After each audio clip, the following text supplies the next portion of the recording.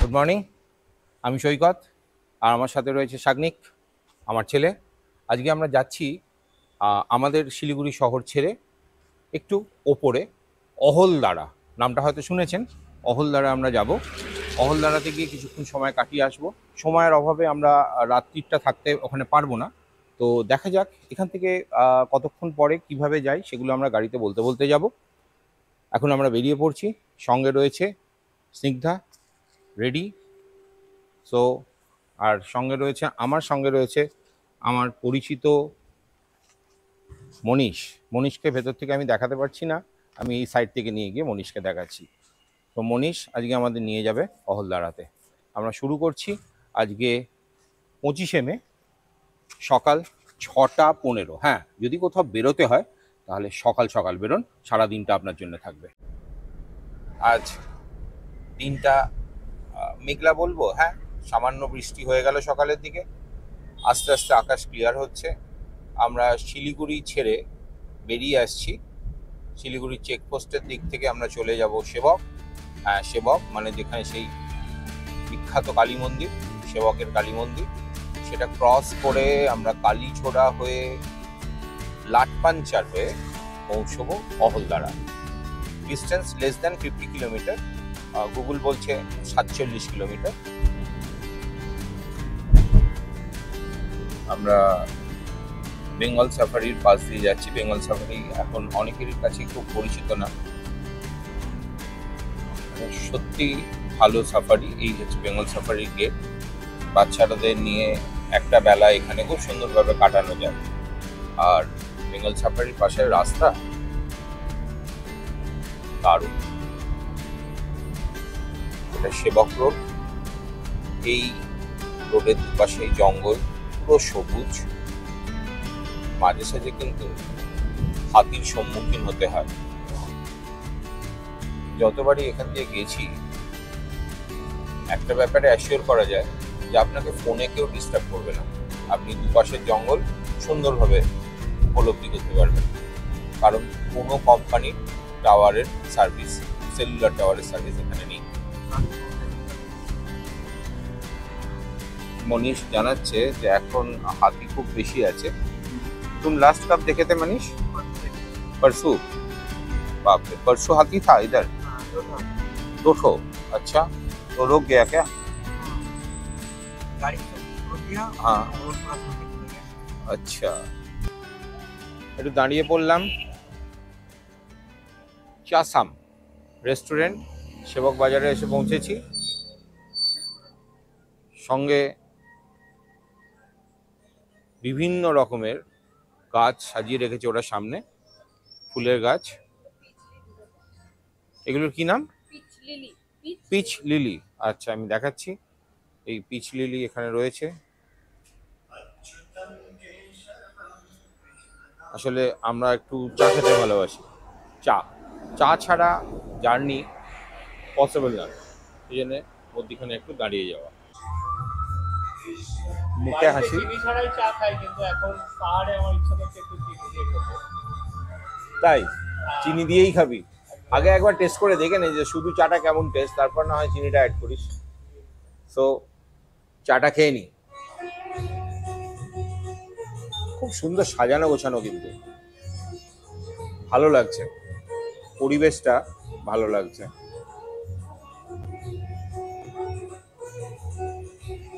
চলো এক সিপ দিই। আমি অবশ্য ওর মতো পাহাড়ে আসলেই চিনি খাবো, আমার এরকম কোনো ব্যাপার নেই। ঠিক আছে, একটা হালকা জিঞ্জার ফ্লেভার আছে, ঠিকঠাক। হ্যাঁ, লেখাটার সঙ্গে যাচ্ছে। এই রাস্তায় গেলে আপনি এখানে আসুন।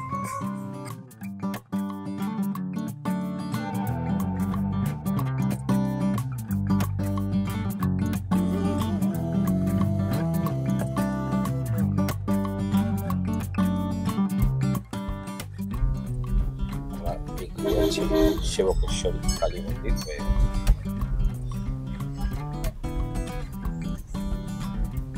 পাহাড়ে ওটা শুরু হয়ে গেছে। হালকা বৃষ্টিও হয়ে গেছে। সামনে দেখা যাচ্ছে কালীঝরা ড্যাম।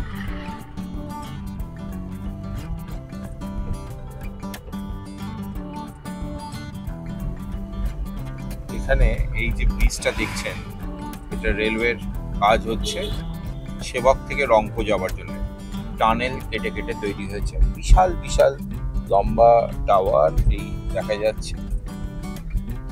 যোগাযোগের ব্যবস্থা হয়তো উন্নত হচ্ছে, কিন্তু তার ফল ভুগতে হচ্ছে আমাদের এখানের মানুষদের। মাঝে সাঝেই হরপাবান, মাঝে সাঝেই পাহাড়ে ধস, এটা কিন্তু আজকাল আমরা দেখতে পাচ্ছি। জানি না ঠিক হচ্ছে না ভুল হচ্ছে, আসলে সবই তো আপাত। এই পথ চালাতেই আনন্দ। এই যে পথ, যতবার যাই ফিরে ফিরে আসি, আবার পরের বারে আসবো বলে। বিশ্বাস করুন, এই নর্থ বেঙ্গল আমাদের একটা অ্যাসেট। এখানের প্রকৃতি, এখানের মানুষ, আমি দক্ষিণবঙ্গের লোক হয়েও স্বীকার করছি যে আমাদের থেকে তাদের মানসিক যে উত্তোলন, তা বোধহয় অনেকটাই ওপরে।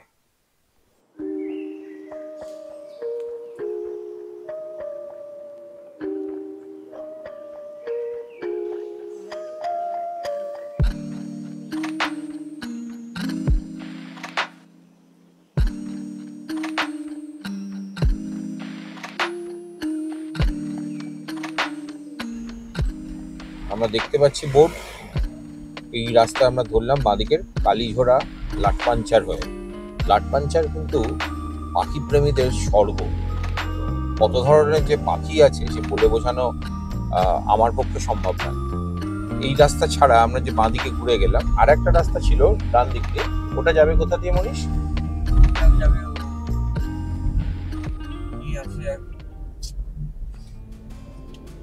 রাস্তাটা ভাঙাচোরা বলে ওরা অ্যাভয়েড করে, আমরাও অ্যাভয়েড করলাম।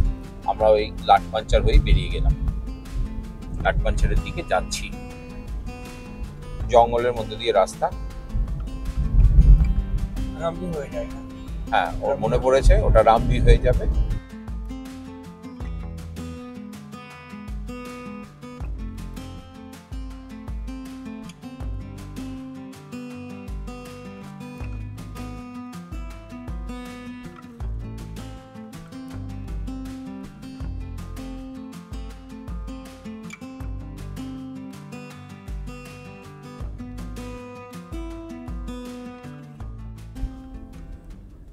এখন ঘড়িতে 8:25।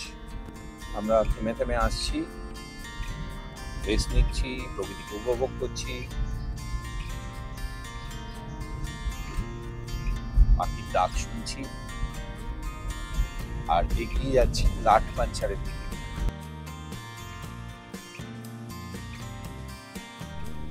সামনের রাস্তাটা একটু খারাপ, একটু না বেশ খারাপ। আমাদের গাড়ি নামছিল, নামতে নামতে পিছিয়ে এলো, কারণ নিচ থেকে একটা গাড়ি আসছে। পাহাড়ের রুল, নিচ থেকে যে আসে তাকে জায়গা দিতে হয়।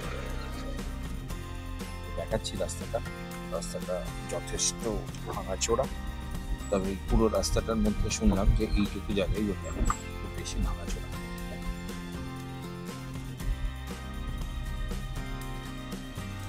চলে এলাম লাটপাঞ্চার, একটা ছোট্ট পাহাড়ি গ্রাম। শিলং ডিভিশনের দিকে আমরা এগোচ্ছি।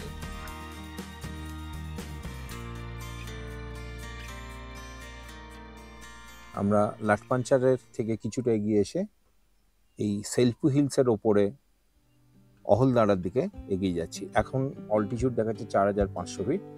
অহলদারার দিকে আমরা ডান দিকের রাস্তা ধরে এগিয়ে যাচ্ছি।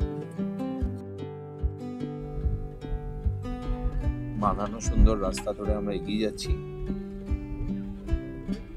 এখানেই ভালো, এখানে কি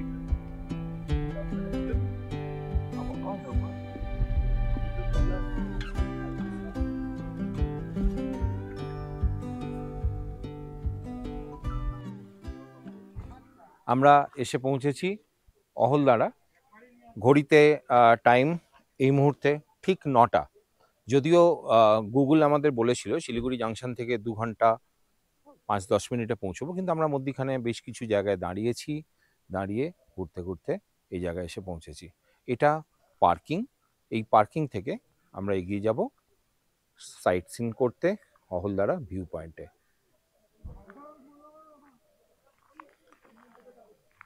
এটা আসছে সিটং 3 আন্ডারে, সিটং 3 সেলপু পাহাড়ে।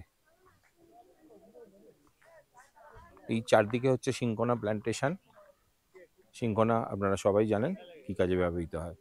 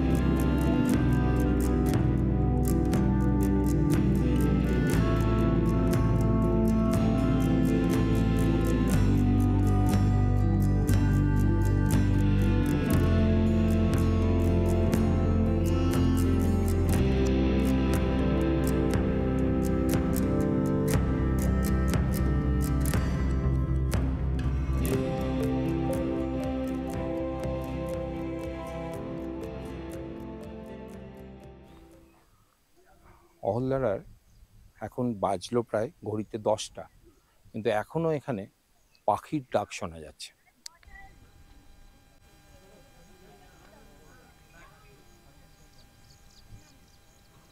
হাওয়ার মাঝখানে হয়তো পাখির ডাকটা বোঝা কিছুটা- যাচ্ছে না, কিন্তু খুব সুন্দর মধুর পাখির আওয়াজ এখানে পাওয়া যাচ্ছে। আর সেটা শুনতে গেলে তাহলে আসতেই হবে অহলদারাতে।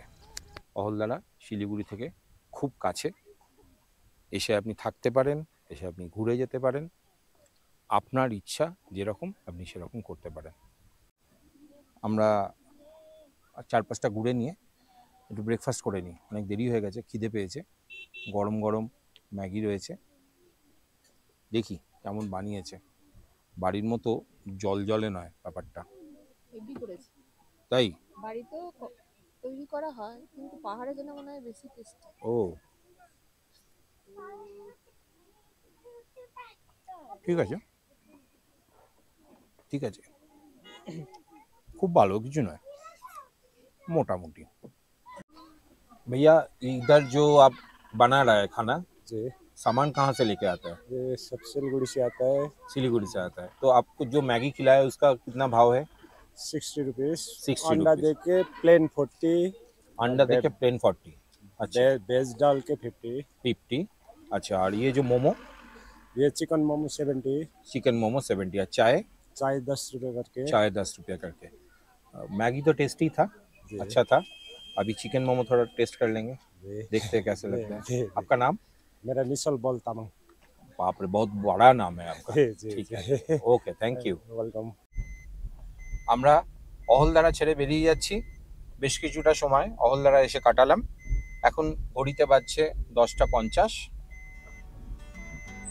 অহলদারা ভালো লাগলো, একটা ছোট্ট ট্রিপের জন্য, ডে ট্যুরের জন্য খুবই সুন্দর। এখান থেকে আমরা যাব নামছি পোখরি। বেসিক্যালি হয়তো এই নামছি পোখরির নামেই, এই পোখরিটাই তালাও আর কি, সেটার নামেই হয়তো অহলদারা নাম হয়েছে।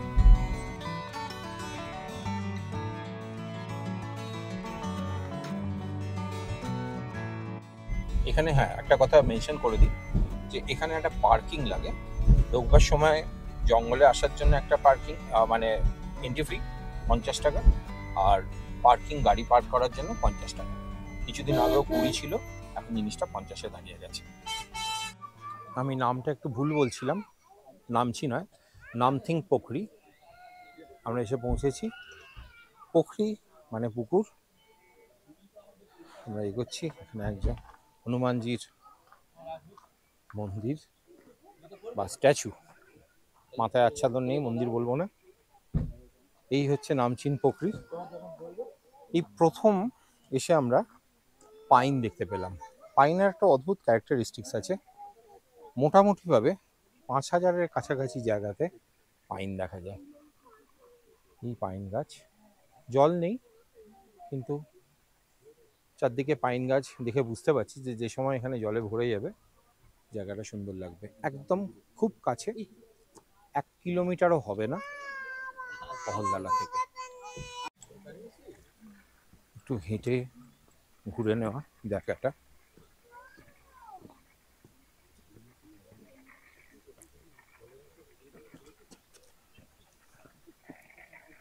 সামান্য উঁচু রাস্তা। না রে বাবা, ওইটুকু ফিটনেস আছে বলবো না। আসলে এই রাস্তাটায় অনেক শেকড়, গাছের শেকড় এদিক ওদিক করা আছে, পা আটকাতে পারে, দেখে চালাই ভালো। এদিকে একটা শিব মন্দির আছে।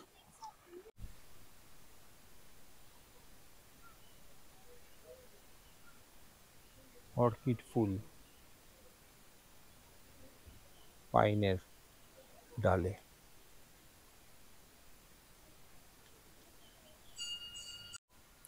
চারদিকে এরকম ভাবে বাহারি পাতাগুলো রয়েছে, নাম তো আমি জানি না। দেখুন এই ঠান্ডায় অনেকের ঠান্ডাও লাগছে। শিবলিঙ্গ আর এদিকে মন্দিরটা।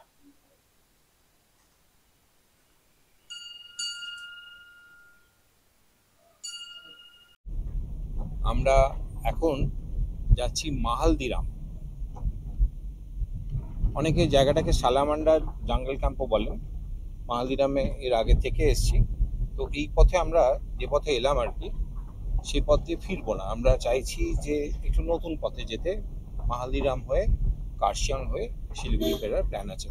মাহালদিরাম এখান থেকে 7-8 কিলোমিটার হবে, আমি এক্স্যাক্ট বলতে পারছি না কারণ এই মুহূর্তে এখানে কোনো নেটওয়ার্ক নেই।